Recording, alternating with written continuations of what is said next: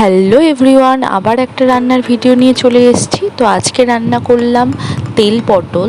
তো তার জন্য তেল পটলে যা যা দেওয়া দরকার সেগুলো তো অবশ্যই দিয়েছি। মশলাটা এই যে কষাচ্ছি।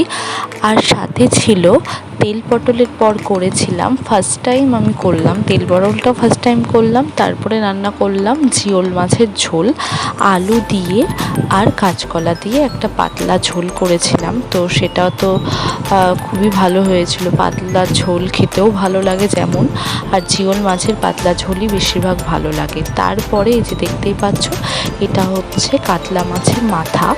তো সেটা দিয়ে করেছিলাম মুড়ি ঘন্ট। তো মুড়ি ঘন্টটাও আমি ফার্স্ট টাইম করলাম। টোটালটা আমাকে বলে দিয়েছে মামনি, আর আমি করেছি যেইভাবে করে টোটালটাই সেইভাবে করেছি। আর খেতেও দুর্দান্ত হয়েছিল, আর আমার খুবই ভালো লাগে। তো ভিডিওটা এইটুকু, যদি ভালো লাগে লাইক, কমেন্ট আর শেয়ার। টাটা।